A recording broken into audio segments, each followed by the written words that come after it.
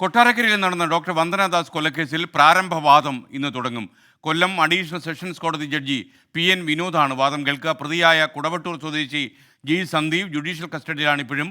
കൊല്ലത്ത് നിന്ന് വിശദാംശങ്ങളുമായി അരുൺരാജ് തത്സമയം ചേരുന്നു.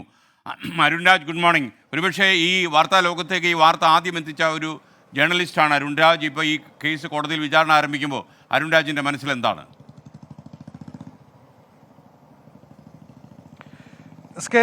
ഒരുപാട് പ്രശ്നങ്ങൾ ഈ കേസുമായി ബന്ധപ്പെട്ട അന്വേഷണവുമായി ബന്ധപ്പെട്ട് ഈ വന്ദനയുടെ മാതാപിതാക്കൾ ഈ കേസിൽ കോടതിക്ക് മുമ്പാകെ ഹൈക്കോടതിക്ക് മുമ്പാകെ അടക്കം നിരവധിയായ വാദങ്ങൾ മുന്നോട്ട് വെച്ച് പോകുന്നതിനിടയിലാണ് നിരവധിയായ പരാതികൾ അവർക്കുണ്ട്. പക്ഷേ അതിനിടയിലാണ് ഈ കേസിൽ കുറ്റപത്രം സമർപ്പിക്കുകയും അതിന്റെ വാദത്തിലേക്ക് ഇപ്പോൾ കടക്കുകയും ചെയ്യുന്നത്. കഴിഞ്ഞ വർഷം മെയ് 10-നാണ് ദാരുണമായ ഈ സംഭവം നടക്കുന്നത്. കൊട്ടാരക്കര താലൂക്ക് ആശുപത്രിയിൽ വെച്ച് ഡോക്ടർ വന്ദനാദാസ് കൊല ചെയ്യപ്പെടുന്നത്. അതിനുശേഷം ഈ കേസിൽ പിന്നീട് ലോക്കൽ പോലീസും ക്രൈംബ്രാഞ്ചും അന്വേഷിച്ച് സന്ദീപ് മാത്രമാണ് കുറ്റക്കാരൻ. സന്ദീപ് ഒരു മദ്യാസക്തിയിൽ ഇത് ചെയ്തതാണ് എന്നതായിരുന്നു പോലീസിന്റെ കണ്ടെത്തലും. ഈ കേസിൽ ഇപ്പോൾ കോടതിക്ക് മുമ്പാകെ എത്തുമ്പോൾ പ്രാരംഭ നടപടികളാണ് ഇപ്പോൾ തുടങ്ങുന്നത്. ഈ കേസിലെ പ്രാരംഭ നടപടികൾ തുടങ്ങുക എന്ന് പറയുമ്പോൾ അത് കേസിൽ ഈ പ്രതിയെ കുറ്റപത്രം വായിച്ചു കേൾപ്പിച്ച് ഈ പ്രതിക്ക് മുകളിൽ ചാർത്തിയിരിക്കുന്ന കുറ്റം അത് പ്രതിയെ തന്നെ ബോധ്യപ്പെടുത്തുകയാണ് ചെയ്യുന്നത്. പിന്നീട് സാക്ഷ്യ വിസ്താരത്തിലേക്ക് അടക്കം പോകും. പിന്നീടായിരിക്കും വാദപ്രതിവാദങ്ങൾ ഉണ്ടാവുക.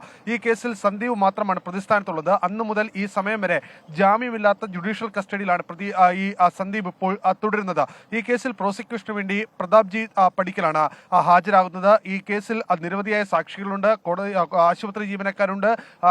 ഇതിൽ കൃത്യം നിർവഹിക്കാൻ ഉപയോഗിച്ച കത്രി അടക്കം ഈ കേസുമായി ബന്ധപ്പെട്ട് നിലവിൽ അന്വേഷണ സംഘം കൊടുത്തിട്ടുണ്ട്. പക്ഷേ ഈ കേസിൽ വന്ദനയുടെ മാതാപിതാക്കളുടെ ആശങ്ക, അവരുടെ പരാതി ഇപ്പോഴും ജനുവിനായി തന്നെ തുടരുന്നു. ഈ കേസിൽ ഒരു മെഡിക്കൽ നെഗ്ലിജൻസ് ഈ കേസിൽ ഉണ്ടായി, പോലീസിന്റെ ഭാഗത്തുനിന്ന് ഒരു വീഴ്ചയുണ്ടായി എന്നതാണ് ആദ്യം മുതൽ തന്നെ രക്ഷിതാക്കൾ ആരോപിക്കുന്നത്. ആ കേസിൽ അവർ പറയുന്നത് വന്ദനയ്ക്ക് മതിയായ ചികിത്സ ആദ്യഘട്ടത്തിൽ ലഭിച്ചില്ല എന്നുള്ളതാണ്. അതിൽ കൃത്യമായ ഒരു അന്വേഷണം ഇപ്പോഴും നടന്നിട്ടില്ല. പോലീസ് ഉദ്യോഗസ്ഥർക്കെതിരെ വീഴ്ചയുണ്ടായി എന്ന് കണ്ട് 2 ഉദ്യോഗസ്ഥർക്കെതിരെ നടപടി മാത്രമാണ് അന്ന് ഉണ്ടായത്. എന്തായാലും ഈ കേസിൽ വാദത്തിലേക്ക് 1 വർഷം കഴിയുമ്പോൾ വാദത്തിലേക്ക് അടക്കം ഇപ്പോൾ കടക്കുകയാണ്.